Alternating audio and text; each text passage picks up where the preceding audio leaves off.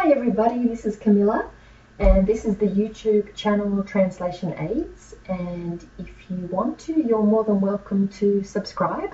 We have 23 now, yay! Okay, this video will cover the installation of Subtitle Edit as well as showing you the settings that you need. So if you go to Google and type in Subtitle Edit, which I've spelt wrong there, Subtitle Edit, and I can see it here already. Just make sure that the response you get should come from, you select the correct website. In this case, it's nicse.dk, and I'll show you what it looks like. It looks like this at this point in time. I've changed it actually. Now download, under the subheading here, we can find the latest version made available to us, which is Subtitle Edit version 3.3.14. Just letting you know, if you have a Mac computer, unfortunately Subtitle Edit is not compatible with that. There are ways around it, which I won't go into, but I do suggest that you look into that. Or alternatively, actually the best thing would be to first speak to your country office before you even do anything that can handle that situation. Now I'll click on that and it takes you to a new screen. Just bear in mind that this screen actually has quite a few different downloads, and even including some older versions. See here it says 3.3.12. Just make sure you are under the correct heading. So here, the button I need to press and you need to press is Subtitle Edit and the latest version. If you have a later version made available to you at another time, then of course press that one. But for now, it's this button. Click on that and I get this little screen. I'll click on OK, and up pops up this screen, and I'll double click on this application,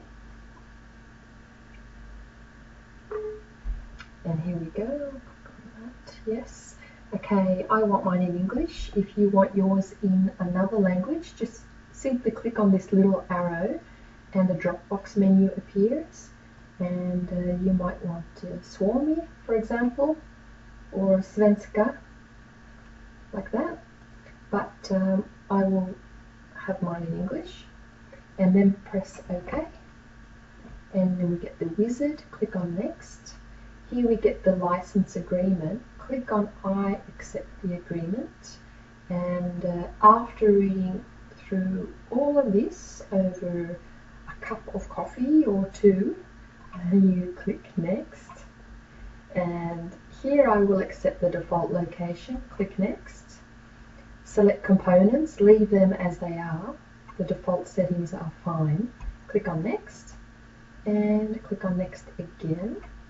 Select additional tasks. Create a desktop icon. That suits me fine for the current user only, or for all users. That's up to you, whatever preference you have. Now we'll click on Install, and look at that, it's quite fast.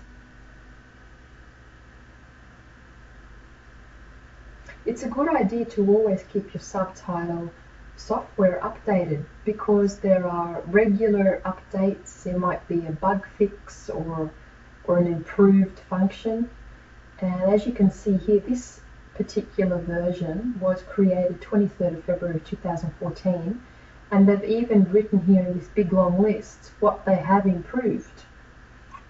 And now we'll click on Next. Complete Subtitle Edit Setup Wizard. Click on the Launch Subtitle Edit box, and then I'll finish. And I actually have installed this before, so if you haven't, this is what the screen will look like when it first opens up. It won't look like the screen I just had 1 second ago. And what we'll do here, see these little icons? Instead of going to the menu, Show Hide Waveform and Show Hide Video, we have little buttons for them. So Show Hide Waveform comes under here, and then we'll click on the Show Hide Video, and all you do, if you just click on them once again, then they disappear. Okay, you can actually alter the size of the monitor screen If you look carefully, my mouse button and your mouse button will also change if you slowly drag it over the edge between the monitor screen and the text field. You can actually, when you have your mouse button depressed, you can actually alter the size of it. And if you want a much larger screen, but I prefer mine in the middle. And even with the waveform, I really can't imagine too many people wanting a much larger waveform than what it is, but just so that you know, this is how you alter it. When you drag your mouse button over the edge, the cursor changes into two arrows, one pointing up and one pointing down.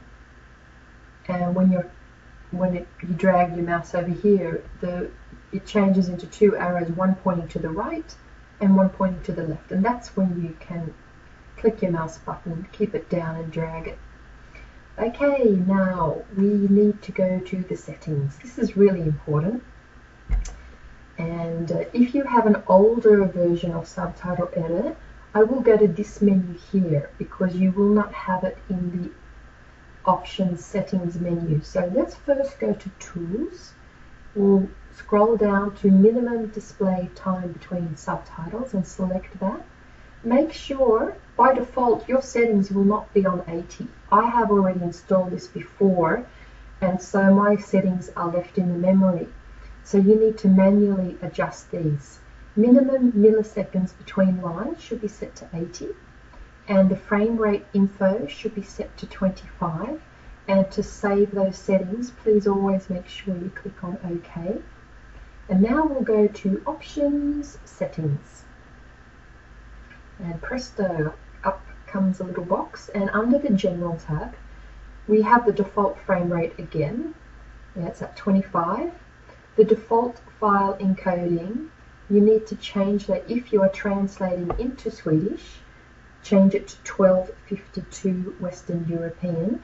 For any other languages, please double check with your country office because it will more than likely be at a different setting. I happen to know, for instance, that I think Finland has it on Unicode UTF-8, but as I said, please double check just in case. The single line maximum length should be at 35.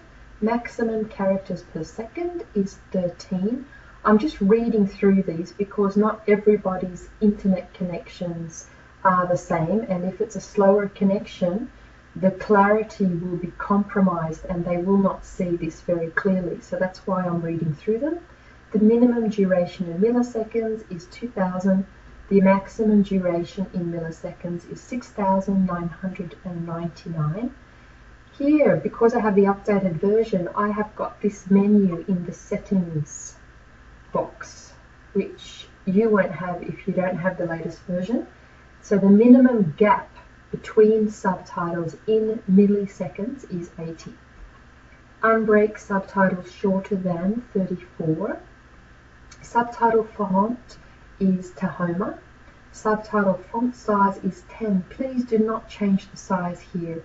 If you want to work with a larger text while you are working on your project when you are doing translations, there's another menu for that. But please leave these as they are. And even the colors, leave them at default. And these first four boxes in the right hand column should all be ticked.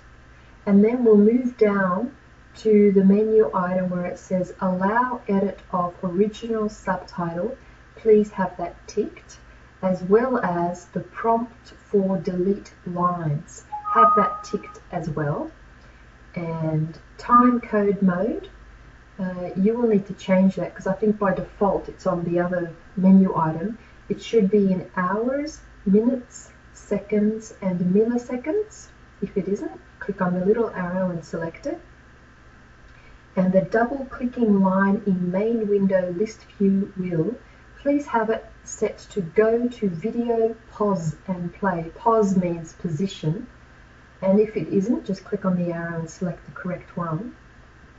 And the auto backup, this is so important because it will be so frustrating and very time consuming for you if you don't have it set at the shortest interval. Auto backup should be on every minute. And then we'll click, we won't click on OK yet, haha, almost did. Now we'll go to the video player tab, and the video engine should be on VLC media player, and these three boxes should all be ticked. And now here, the subtitle preview font size, by default it's set to 10, but if you want to work with a much smaller or much larger text when you're working on your project so that you can see better, then you can just change it here. This is the only item where it's flexible, and this is not the size of the text that the reader will see when they are reading your subtitles when the product is finished. And these are here by default, they're handy, so we'll leave them as they are. Now to save our changes, please make sure you click on OK. If you click on cancel, it will actually not save any of those settings. Click on OK.